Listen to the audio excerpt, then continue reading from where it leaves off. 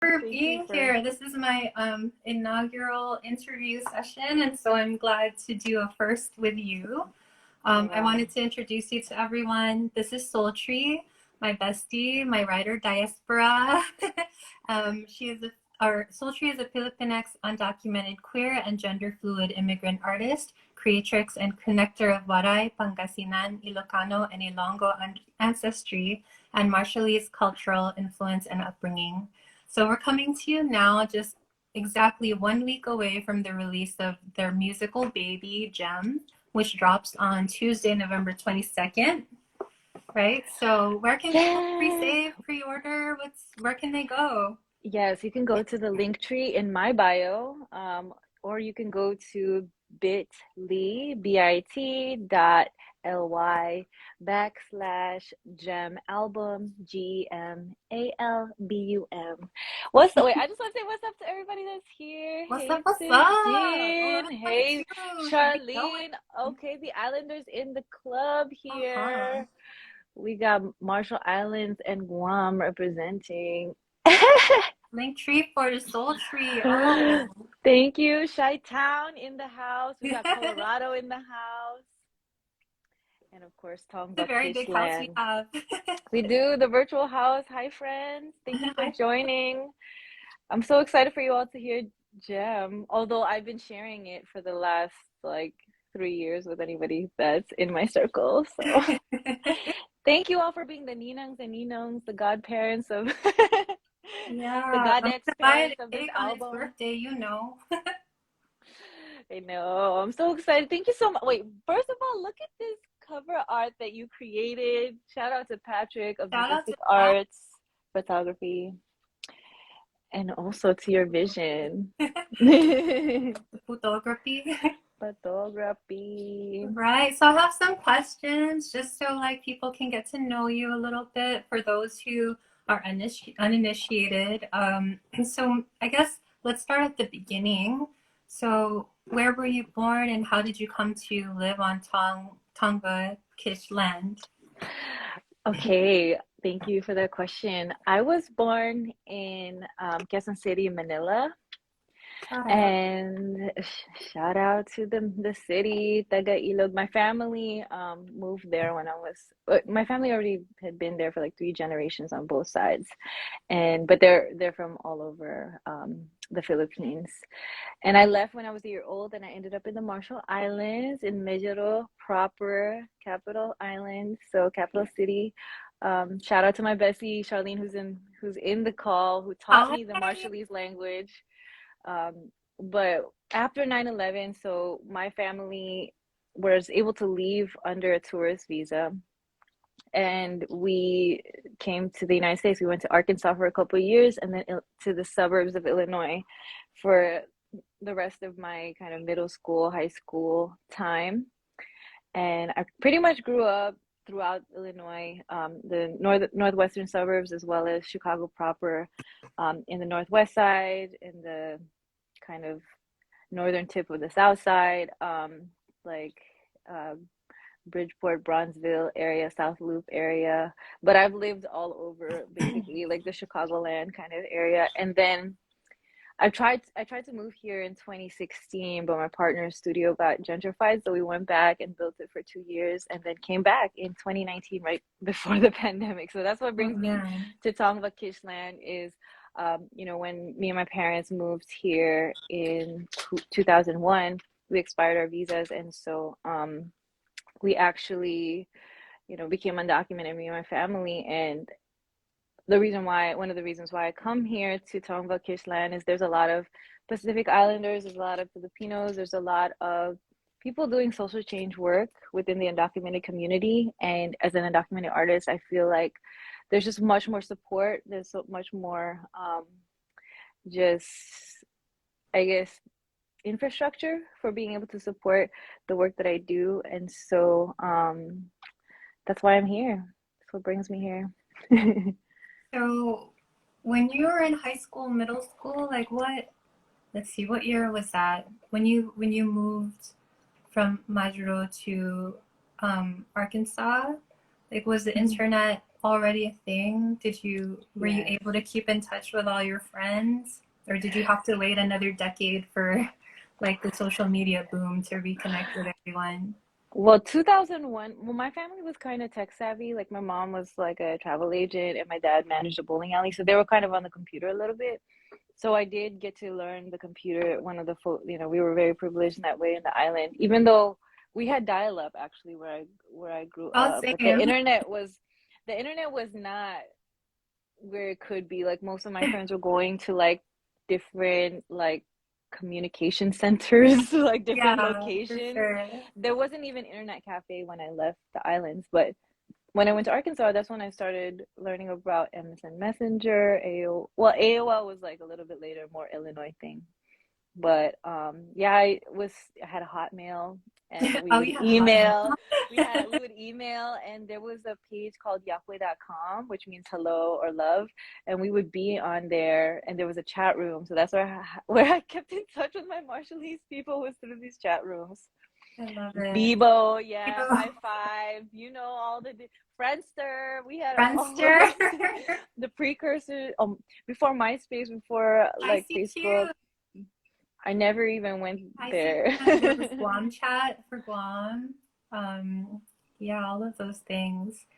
Um, so you So, keep in touch with everyone now. I think the world's gotten smaller in that regard for social media and all that. yeah, I mean, for the folks in the Marshall Islands, like we actually were on this like Facebook thread for a while. We kind of loosely keep in touch. I feel like there's a way that the island is so small, like we're always connected somehow. Yeah, So, sure. I'm really grateful that I reconnected with Charlene when I was caring for my aunt in 2015.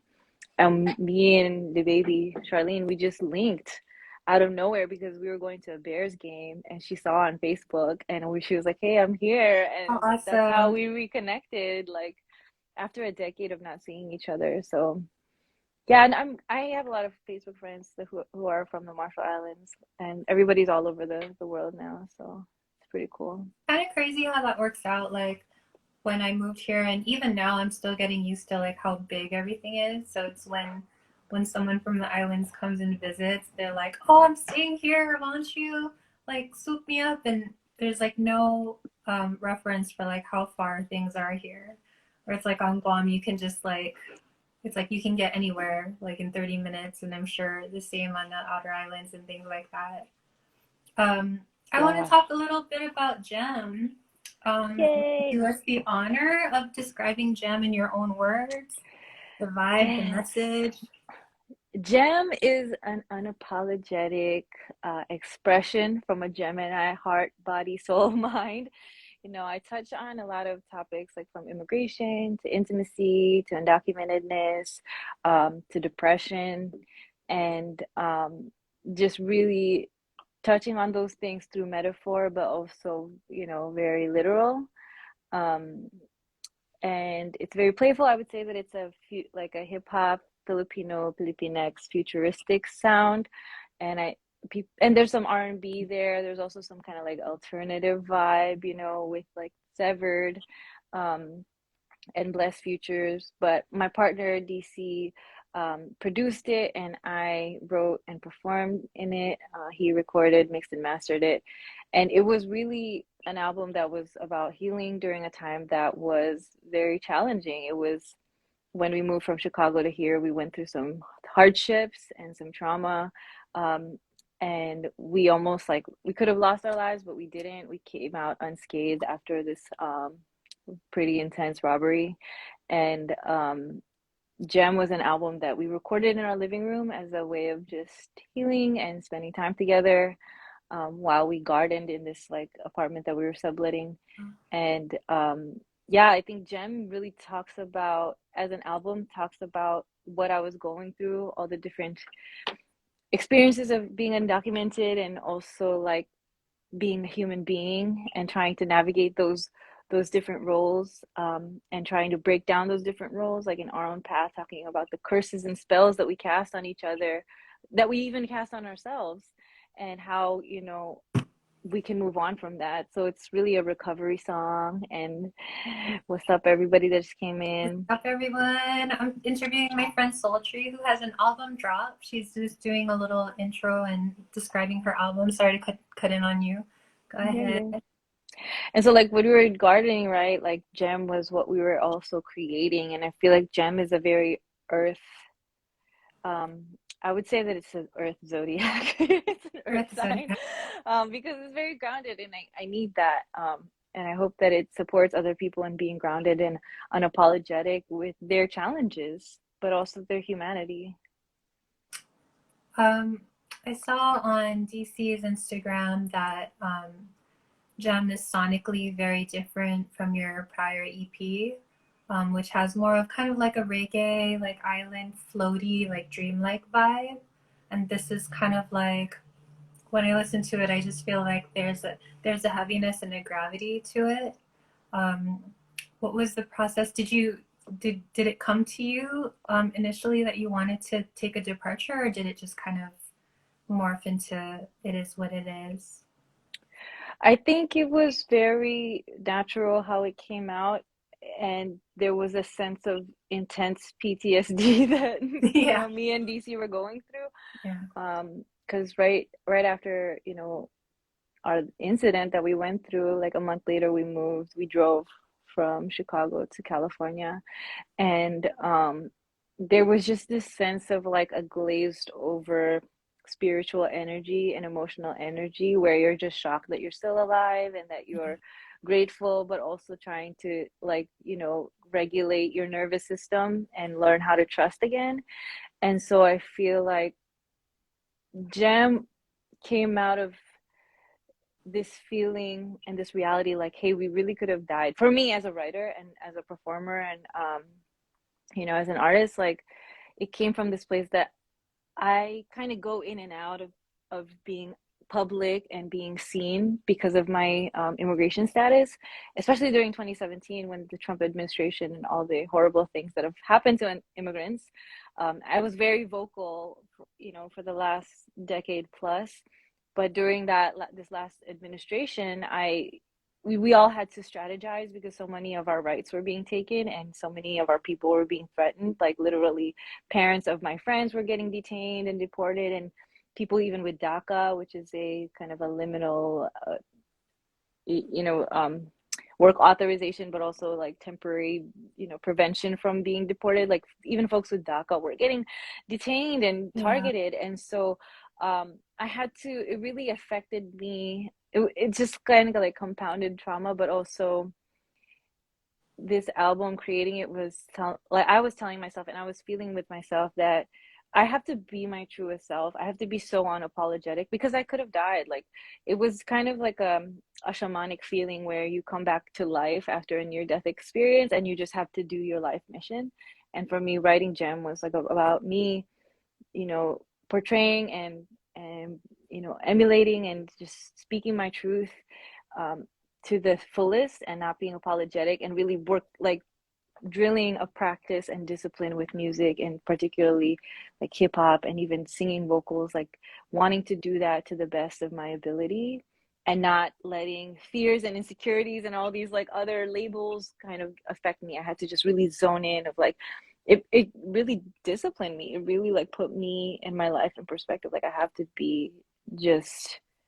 have to be me. And I used to just deny that I was an artist, and I used to deny that, that my dreams could be real because of my immigration status and because I didn't really have support from my family yeah, to be an artist. So yeah, it really put, being close to death really made all those insecurities and fears and other people's perspectives of what I could be and how I could be.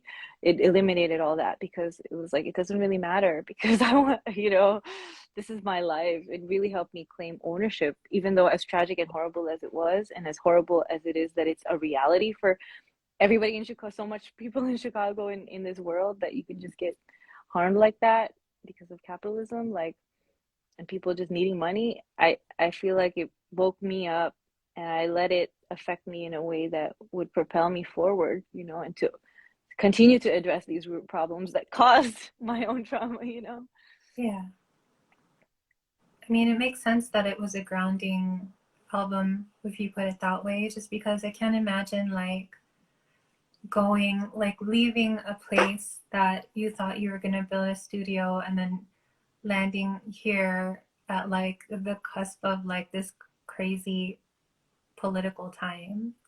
So I'm really glad that you had that as an outlet to kind of process. Um, I also read that Gem was made, or actually you mentioned earlier that Gem was made entirely in the living room and bedroom studio, kind of like throughout the pandemic, no?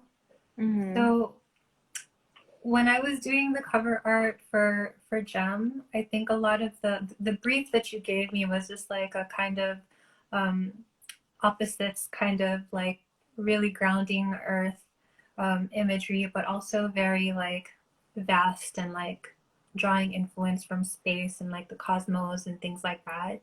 So I get that sense that like there's a paradox where like you're creating in this small space and like synthesizing from like a really like compressed, like so many years of compressed PTSD, and yet there's this paradox of like your ideas and like the muse being super vast, right? So I mean, for me it resonates because of, you know, having migrated and all of this. But how, if at all, do you think that parallels the complexities of the immigrant and undocumented experience, you know, but Mm-hmm. having to be so small, but also having to dream bigger than anybody else just to get an average thing completed?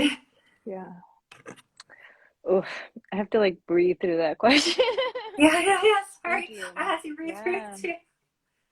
that's a big question. And, even this performance that I had today on Zoom with undocumented educators,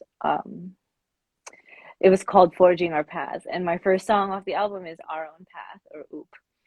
And yeah, that kind of dichotomy is always at play, where if somebody asks you at work, like, did you vote? You know, you are having to code switch in a very like triggering way. You can just be like, oh yeah, I did, I just like mailed it in. Or you could just Yeah, lie, or you can just or you can ignore them, or you can say that you can't vote. It's just like it puts you in these positions all the time where certain things, like, people inviting you to go on vacation or to perform yeah, here or there near the border where they have checkpoints, like these are like daily privileges that citizens have to not worry about. And for us, it's everything is so dicey. Everything is so even with DACA, like we have hardly rights here, and people have to be under the radar. And it makes you feel like it's this big thing that you're carrying all the time. And when you excel at something, it's such a big deal for our community, because there's certain things, like yeah, I have friends that have fought for the right to practice medicine or the right to practice law. Like they are at the forefront of that fight for our community. Like you can go to get educated in a certain field, and you can invest all your money in, this political system through taxes. What's up, Kiki? what's up, Kiki? We miss you. What's up, Alejandro? Speaking of fam, just being, yeah, like I was saying, being undocumented is a big mind fuck in a lot of Yeah, ways, where, you can either just like numb your mind and soul and just completely code switch, or you can, sometimes I do this. I just like push it. I just, push it on the ally to be like, hey, you're really yeah, asking and trying to engage with me in this information. Well, let me tell you what's really up with me and what do you have to say about that? Because yeah, people just are so callous sometimes about citizenship privilege. And it makes me really not let people in, especially in my day jobs. I like really have such a persona and chameleon self when I'm working in my non-creative ways, because I don't want to let people in, and I don't want to entertain their questions. I don't want them to add me on any social media I platform feel because that. I feel that. I want to, I The think that's for a same. lot of people, and I think for me, it's like you never know who and when someone's gonna out you for Yeah. their own gain, and that's happened to me where like Filipino men have threatened to have me deported because their ego was hurt because I called them out on some shit, and Yeah. it's so easy to leverage and weaponize your privilege, and I've experienced that, and so I let the music, I let my herbalism work kind of receive that because those types of violence, like only nature and other entities can hold it. Like humans, extreme violence, like I just let these esoteric energies such as like the sonic spiritual power of music and plants and the earth like take that because we created that violence. Like we created the violence of Yeah. citizenship. And I believe we need a stronger power to undo it. It isn't within us to undo it, but we have to like be connected and tapped into something more more uniting than humanity. Yeah, for sure. Mm. Yeah, I can definitely echo. I mean, I do have my citizenship, but I did live abroad for a few years and didn't speak the language, and I was really lost. And it is really easy to see what a precarious situation people are in when they're kind of powerless or without their base, without a support system, or having to be a kind of like model citizen just so that you don't stick out, and invite any trouble or possibly be deported, right? I, the questions are kind of heavy.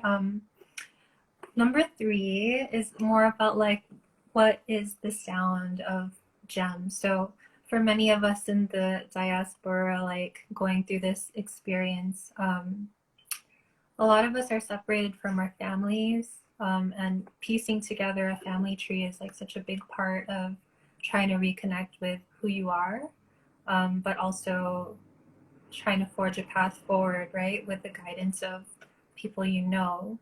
So my question to you is, if you could plug your musical influences into the kind of family tree for Gem, what are some names that we would see on the branches? Well, I would always say that my power vocals and like my R&B side would always be generating from the influence of Mariah Carey, Yes. Whitney Houston first and foremost, but also Toni Braxton because my mom used to play that to signal that it was time to go to bed, so I would always cry. What?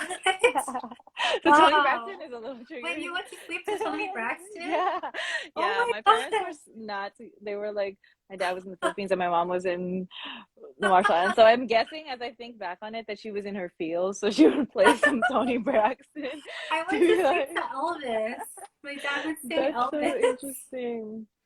I feel there's some Aaliyah and even this artist Angela Perez more from like the 2000s. Um, and then I really can't pinpoint who like the hip hop is influenced from, but I can say that like in the Marshall Islands that we would only listen to like Tupac and Biggie, even Yeah. though that's not really where my verses are coming from. I would say that I'm very influenced by like local Chicago rappers. Like local Chicago rappers in a big broad stroke of artists from, and I like to listen to people from all the regions, north side, south side, east side, west side, because there's a big division and people like discriminate against each other.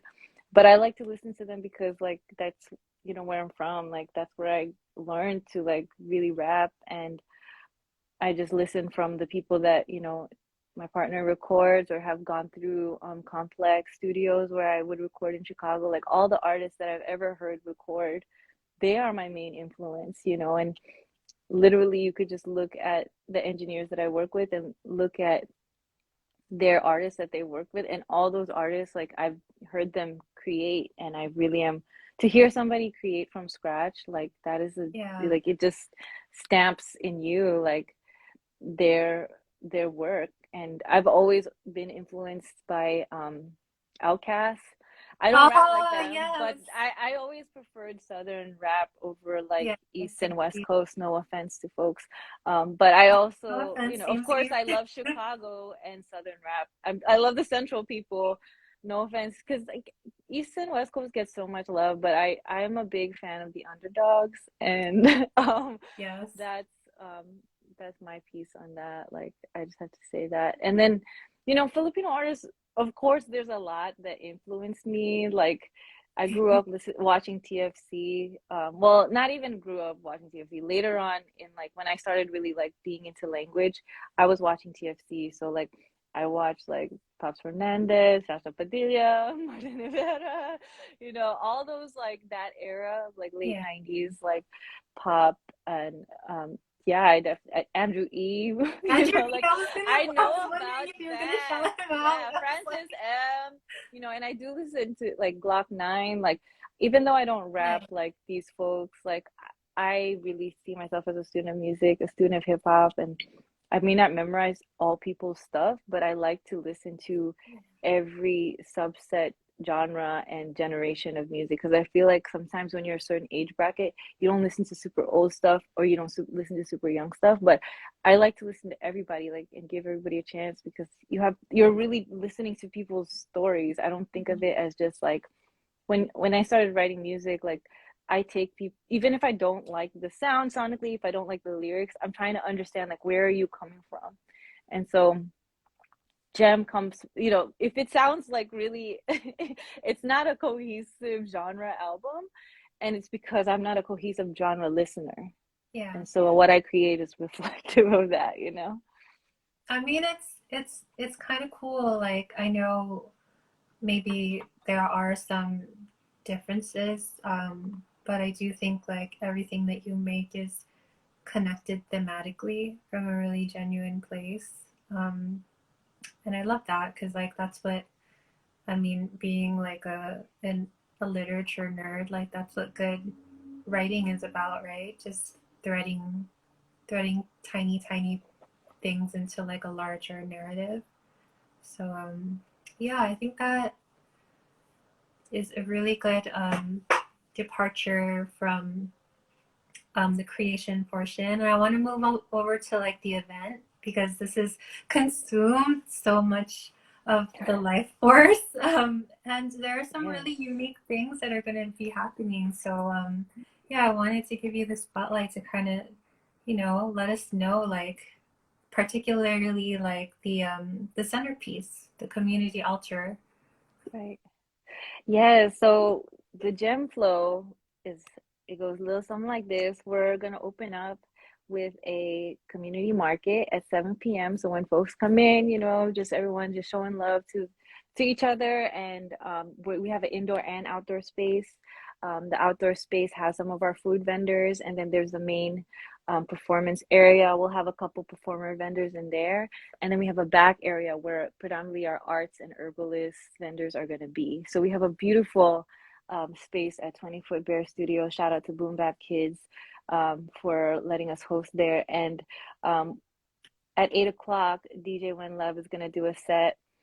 In between there, at 7:30, we're going to do like a land acknowledgement. And of course, we're just going to greet the people, and we're going to introduce the centerpiece altar that you mentioned. And so Dropping Gemz, the meaning anytime you name something, like, it is casting a spell that's going to teach you a lesson. And so Dropping Gemz, what I realized, what it told me later on, was that it is a show to also honor the nuclear test. Everything I do is also linked to my experience, and where I grew up in the Marshall Islands, they dropped the largest hydrogen bomb, Castle Bravo, and they bombed it multiple times from the 50s to 60s. It was like over 60 bombs were dropped, tested on our island, and one island was like demolished completely. It was like obliterated, and now there's just like a dome there that's like containing a lot of radioactive material. And so this altar that we're creating, and we're dropping gems, stones, and like rocks, whatever offering you want to create on this altar, is to honor like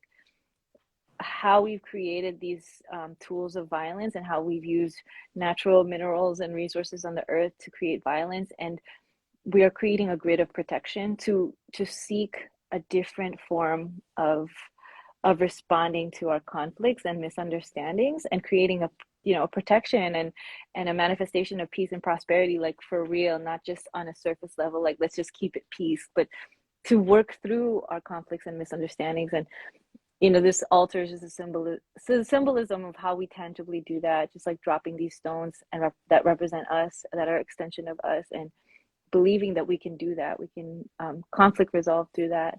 And then at 8, we're gonna have DJ One Love turning up. It's gonna be so beautiful. We're gonna have the Babailan Collective, this healing collective that I'm part of, with Sin of Hina Waters Wellness, Candace of Nourishing Your Liberty, Wendy of Elmwood Organics, myself of Sha. And we're going to be doing a sound healing that is more lively with my chant Gising Now, which means awaken now. And Sophia Baptiste is going to be doing movement. And I'm going to be doing 3 sets of performances. And we're going to have Paru and Shiro's bless in between those sets. And I'm going to be joined on the stage by some amazing dancers, Magnolia Yang Xiaoya, Sammy Briseño Jimenez, and also Crystal Dino and Agalon Jade Gahe. So it's going to be dope. And DC's doing a little cameo too. What? He's going to do a little performance. He doesn't know. No, he knows. But yeah, I know. It's going to be on Kumu USA, by the way. So it's going to be virtual. But then after we do our performances, we're gonna have a community jam. I'm cutting up some bamboo, and we're gonna do like a little heartbeat, heart-to-heart jam, and it's a gift to everybody. These little sticks, and then we're gonna close out with the DJ Nasty Native, who's gonna be DJing through the night as we close and focus in on our vendors for the rest of the evening and just like celebrating. So it's gonna be really dope. We have also a second altar that we're doing for the song Severed. It has a Tagalog verse, and it's in honor of our warriors, our protectors, and our ancestors from the martial arts lineage. And we're creating that altar also to create peace within the schools, because as you know, Yeah, there's so much conflict within the schools, there's so much conflict within the practice, and we have to bring the healing along with the martial arts. And I feel like our ancestors can help us get there. Yeah. So that's the whole show. It's gonna be so super dope. Yeah, I mean, especially like in the martial arts, is like all the major points of destruction are also the major points of healing. So that part, the trigger points, right? Trigger points. Yeah. The T word. T. That's the T. I want to open it up to questions. If y'all have any questions for Soultree or about the event, you can hit that question mark little balloon there and ask. But in the meantime, while we're giving you a chance to do that, let's do like some easy, more lighthearted questions. Yes. It's been pretty deep. I don't know if this is lighthearted though. This is kind of serious too. But fuck, marry, kill. Lumpia, pancit, or bangus? This is so hard. I'm so offended. Okay. Oh man. I would fuck lumpia. And lumpia would fuck me. Hi, Steve. You came at the right time. Mary dying na bangus. I'm sorry to my eczema. I'm so sorry to my eczema. And I would kill pancit. Sorry. I would kill it, but yeah. We're the same. I can't believe it. Twinning. What? That's my exact same fuck, marry, kill too. Okay. Wow. Anybody else? Like, you can weigh in over there on the comments too. What is yours? So would you fuck, marry, kill lumpia, pancit, or daing na bangus? So next lightning round question is, do you have any top 3 go-to karaoke songs? Yes, the first one is Killing Me Softly. The second one is Oh by Up Dharma Down. Killing Me Softly, the Fugees version, but I could also do the Roberta Flack. Third one, oh my gosh, this is so bad, but like just because all my songs are so ballady, like just to get everybody into it, I do a Wannabe by Yes. Wait, do you do the rap part too? Yeah, people get so mad because I actually sing like when I'm in karaoke, but unless it's a Filipino crowd. or like, a really serious karaoke crowd. But if you're just going for casual karaoke, people don't invite me. You're always welcome, sis. Oh Okay. yeah. If you Oh, had, if you could choose any superpower, what would you choose, and what would your kryptonite be? my superpower would be like having to do with time, like being able to manipulate time. And what my kryptonite would be is that I'm always late.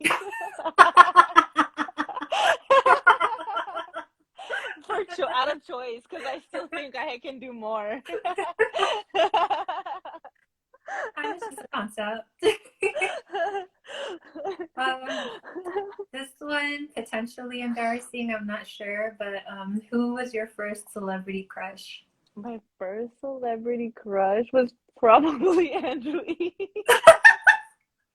I like a funny guy that can rap. I'm sorry. Like, I don't know. I just was never into looks like that, I guess. I had love for Andrew E too because I was like, he was talking to me when he was saying "Humano ka ng pangit." I had to dance. I was in. Yeah. Yeah, You this never know. one Behind the book's behind cover. books. I wanted to ask if you had a favorite Marshallese dish. Ooh, honestly, dang. I love just the thing about Marshallese dishes is that I just love the food that exists there. Like the lobster that's there is like better than any like restaurant in the world. And the older coconut that's like Oh yeah, just like the meat that's so yeah. good. Like and but cooked, bup, which is pandanus, they would take this starchy dessert, right? And they would make it into like a chewy gelatinous Mm. dessert. Did y'all have pandanus in Guam? Yeah, yeah, yeah. Yeah, and did you guys make that? I think The so. chewy thing? I think Oh, it it's was so called a good. different thing. Um, Hmm. I was gonna ask on the Islander food, are you more like sweet or savory? I'm always savory, but I eat them equally. I binge on the sweet, but I'm always craving savory first, like for breakfast. And For sure. We're opposite on that one. you're a You want sweetie. to cook You're very so good? sweet. I'm so sweet. Um, so okay, so I guess if you could take like a food from here and share it with your Marshallese friends, like something that you think they wouldn't have there, what would you take? Food here? That's a good question. Oh, um, let me think, because they got sushi there already. Like maybe hot pot? I don't know why hot Hot pot comes to pot. mind. We didn't really do hot pot in by the equator. It's too hot. It's too hot over It's too hot. there. It's just called pot. It's just hot pot. It's not even hot pot. It's just regular pot. No hot pot. Ooh, I want some now. Yeah. Um, yeah, it's always good. I like it even when it's hot. I like sweating it out when I eat soup. Like I just Mm. love that like powis feeling. Like just like it feels so satisfying.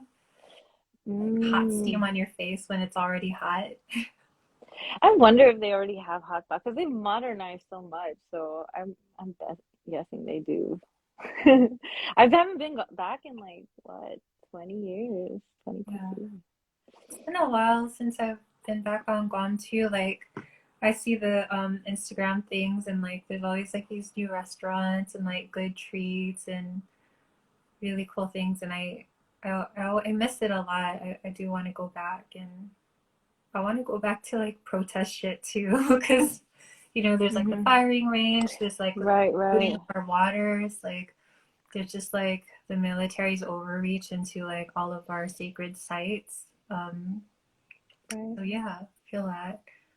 I want Shout to out to the islands. shout out to the islands for sure. Like there has to be a day when it's like resilience is an option and not like a given, right? Like I wish for us to thrive in that way.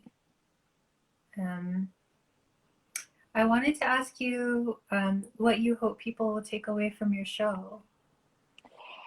I hope I, whenever I do an event or even have a celebration, I just want people to connect. That's just the role that I'm choosing to play in this life, and that has chosen me is that I like to bring people from different communities and cultures together. And I feel like people always say that, they want better, they want world peace, they want like something, like they want more unity, but it's like to actually do it in practice is really hard and it's really Yeah, stressful. And people don't actually like each other and people don't understand each other and don't give each other yeah, a chance. And so I really hope that the way that we're curating this event, the way that we're conducting and holding ourselves, the way that our artists are, man, I can't even just like say enough how beautiful our lineup is. Every single artist that I've mentioned is such an inspiration to me. Like Paru and Chiro's set is like I'm standing our whole set, and I just want to rise to that occasion and to also honor them.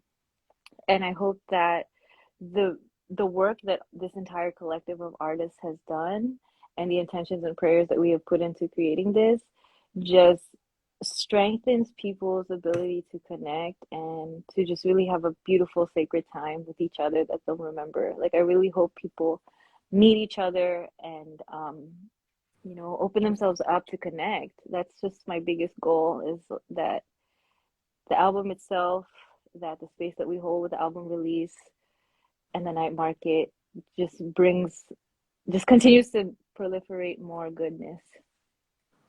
in terms of just preparation, I wanted to get into that just because I wanted everyone to have like the fullest possible experience, that they could go. So, would you say for people to just prepare an offering like a gemstone or like a rock, and Yeah. then COVID guidelines, anything? Yes. So I would ask folks to bring a gemstone or a rock or any kind of like tangible offering that they feel comfortable leaving on a table with other people to symbolize like this intention of bringing peace, prosperity, and protection over each other. This is a crystal grid, as they say. And also, if they want to bring a picture of an ancestor that was a warrior or protector, and of course, take care of your body, whatever you need as you arrive. There will be amazing food and drinks there as well.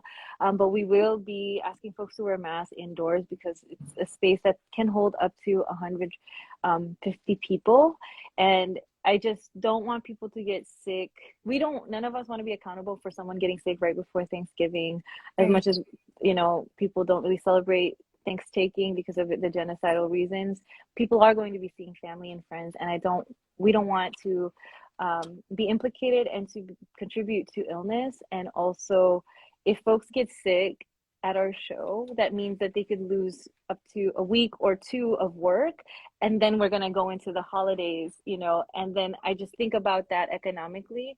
And as somebody that's, grown up lower income, I just don't want to be contributing to that kind of cycle where someone feels they're behind and isn't able to provide for themselves and their families. Yeah. So, as much as people are not really following COVID protocol, this is a larger event.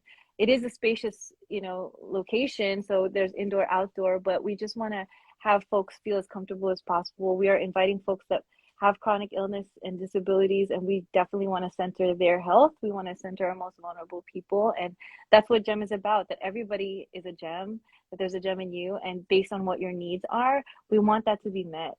I'm so big on when I was growing up, going to the clubs, going to the parties, like people don't really care about you, they're just trying to extract your money. And so Yeah. as a space holder and as a non-binary artist and as like just an adult that wants to do better in this world, like I just want to create a space where people feel safe, where we're taking care of each other in the fullest way possible. So we will be asking folks to wear masks indoors. We're not going to be like militant about it, but we will be asking folks to take tests if they feel sick or if they just want to take precaution. There will be tests there as well. So we have a really dope volunteer team. I just want to shout them out. We have a really great team of 8 people that are helping throughout the night. So you all can reach out to them. And I just have such a solid team of artists and vendors and volunteers. So just be ready to have a great time. And I hope that you can stay from 7 till midnight because we're going to be having just, I feel like the time's just going to go by and we're going to want Yeah. it to be longer and we might get kicked out of the space, but that's okay. Let's clean up fast. That's all I want to I say. I just want to thank you for because I know that this is like, you know, it's an event for people to connect and ground with each other, especially after like so many years of like pandemic and being alone and definitely like I still keep to myself pretty much. I was really nervous to do today because I just like I've gained weight during the pandemic. I don't want to be on camera, but I think that this is like a very worthy thing to plug. So I just want to do whatever I can. But in saying that, because I won't be able to join, like I'm so sad. You don't even know. Like my guilty pleasure is dance choreography, anything. And I'm so bummed that I'm gonna miss the freaking dances. But having said that, I want to thank you for putting it virtually for anyone who can't be in attendance. You know, really kind of like tapping into the five, like the very different sensory ways of experiencing your offering. I kind of feel like since like everything opened up, like people forgot about that, you know? They're kind of like, oh, we can meet live now. Like, fuck everybody else who can't come, you know? Right, Um, right. so Hmm, yeah, hmm. I really I want to say thank you for that. I'll be in Shuttle dog watching. Yes, Um, I need to visit you. yeah, and I'll dance too, like a little dance party Yes. to myself with the dogs. Well, I have to thank Kumu USA and I have to thank Derek Chan, Christian, for opening up Kumu and also Tessa Albea, who is the guide of Kumu. They're lending the wireless mics, but they're also streaming on Kumu USA. So for folks that are not able to make it, especially my Chicago fam and my Shuttle fam now, um, I want people all over the world to witness this. I want people in the Philippines to witness this and know that there are people who are here in Tongva that care about our culture, that are proliferating it, albeit problematically, probably in their lens, because we Yeah, just have a language barrier. We are trying in our own our way and in the ways that we can access, and I hope that they can see themselves reflected and loved and honored, because Kumu USA, or Kumu USA as well as Kumu app in general, really uplifts Filipino creators where we're not really appreciated in the limelight. It's really yeah, hard to consume our content because we're very niche and we're yeah, very for tight sure. knit, and I think that it's okay. It's okay to be that, and we need to just keep molding that and connecting that in the ways that are available. So thank you to Kumu USA for holding down. They'll be the ones that are streaming. And I want to thank you so much for showing up, sis. Like I hear you. You're like, look this one. What happened? I know this was not easy and you're nervous, but you're an amazing listener and friend and interviewer and artist. Like, y'all, look at this album cover. Like, dang. I just, I'm so grateful to have you as a friend, as a bestie, and as somebody that's on my team of collaborators and co-conspirators, because you're more than an ally, you're more than a sister. Like you are, you're there. You like, it's very Kali, you just go into it, you know what I mean? You're not like, you're not just like pushing. You're like, yeah, let's get into it. You get into the mix. And thank you for this halo halo, thank you for this pek-pekan, and I love you, and I hope that people were able to hear more about this show, and yeah, thanks for making it available. Thank you, friend. I will catch you later. Thank you, everyone, for tuning in. Thank you for dropping hearts and likes. And if you can make it, plug that date and that location one more time. And where can they get the info? Yes, so you can, so it's Tuesday, November 22nd from 7 p.m. to midnight. It's going in Pacific time. We're going to be in downtown LA at 20 Foot Bear Studios. It's on 2nd Street. You can find all the information on my website, soultree.me/music or bit.ly, bit.ly/Droppin Gemz, DROPPINGEMZ. You can also go to my website, Soultree's Music, or my IG, and you can go to my bio. I have all kinds of promo out right now about it. So I hope y'all can make it. It's going to be a beautiful event. But otherwise, we'll see you on Kumu. On Kumu Weekly See page. you. See you, Gems. Bye. Peace. Love you. Love you, Bye. sis. Bye.